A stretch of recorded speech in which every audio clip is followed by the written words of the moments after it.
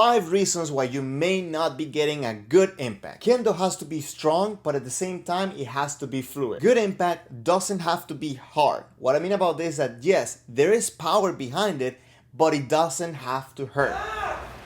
So the purpose of this video is not about adding more power into your strike, but instead understanding the reasons of why you may not be getting a good impact or you're not connecting the energy that you created in your body to your opponent. Not all the reasons that I'll be sharing today may be the reasons of why you are not getting a good impact, but I think it's a very good place to start looking. If you're struggling with something different, please let me know down in the comments below. I'll try to answer your questions as best I can. But okay, let's get right into it. The first reason why you may not be getting a good impact, it could be on how you're throwing yourself into the opponent. When you're taking off to attack your opponent, focus on pushing off with your whole back leg. I say this because I see people sometimes put too much focus on the calf, and the calf does help, but you have bigger muscles in that leg to help you, so use them. Also, you have to throw yourself forward. Think of it as if you're trying to jump over a puddle, where if you jump up, there's a chance where you might not make it across. And this is a problem that I see often happening, that when the people push off with that back leg, sometimes the body goes up rather than forward.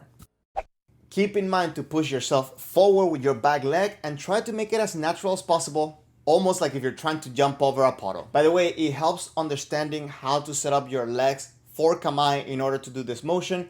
So if you would like to explore it a little bit more, I already made a video about that. Go down to my basics playlist in the description box below, and you'll find a video on how to set up your body for kamae. Just please watch it after you're done with this video. Now, to help you understand the engagement of the back leg, you may want to try this. Hold a lunge, and from that position, push yourself forward with the back leg. You're going to use your forward leg to pull you forward, but be careful not to put all your weight on your forward leg, because then you're only gonna use one leg to move forward. You want to be able to use both, and by the way, this will help you understand also how to integrate the fumikiri and fumikomi together. And by the way, if you're finding some value in this video, please take 1 second, hit the like button. It really helps the channel grow, and it lets me know that you're enjoying these videos.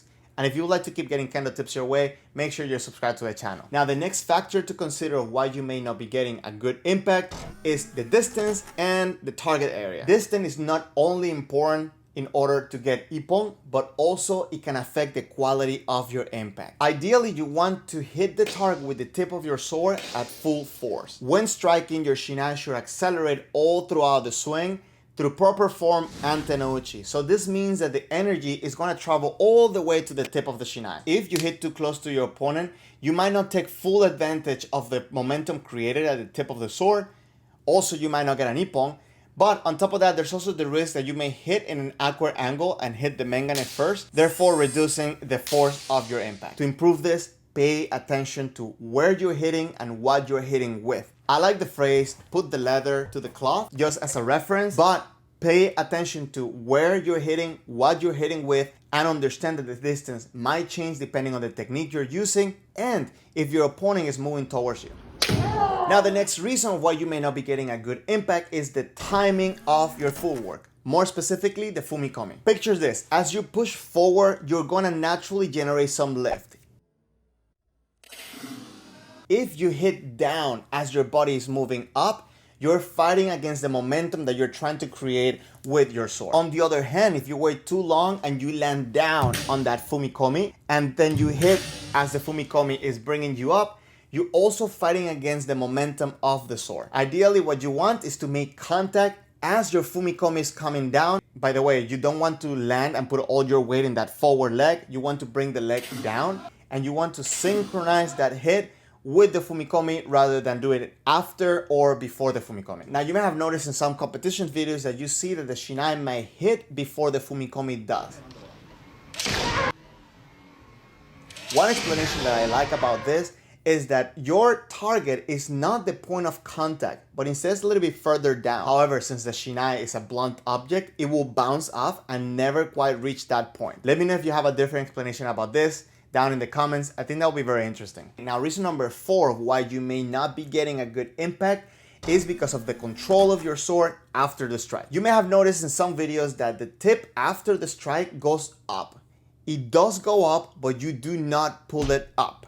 So do not pull the sword back after the strike. If you're in the habit of pulling the shinai after the strike, most likely what you would see is that the shinai would slow down before it gets down to the target area, therefore reducing your impact. On the other hand, if you're putting extra effort to bring the shinai down or keeping tension down after the strike, the shinai will get stuck on the target, you will hit too hard, and you will not have good control of your shinai after, especially if you miss, if you have to do another technique. So what you want to do is keep your arms forward after the strike, but you want to relax your wrist and your fingers to allow the tip to bounce up. Take the time to work on the control of your shinai after your impact, and you're gonna see a significant improvement on your strikes. Now, this also connects to my last point, which is Tenouchi. Tenouchi will add speed and power towards the end of your swing, and on top of that, it will allow you to control your sword after the impact. So it's very important that you take the time to improve on this, to understand it, and to use it correctly. Tenouchi is something that deserves its own video. Luckily, I have made a couple videos about that already, and a good place to start is this video right here. Please, if you have any questions, if you have a different solution to the problems I mentioned, or if you have any different problems, leave them down in the comments below. Take a second if you enjoyed this video to please hit the like button. It helps the channel and lets me know that you're enjoying the video. Subscribe to the channel if you would like to keep getting Kendo tips your way. Thank you very much for watching, and please share this with someone you want their Kendo to improve.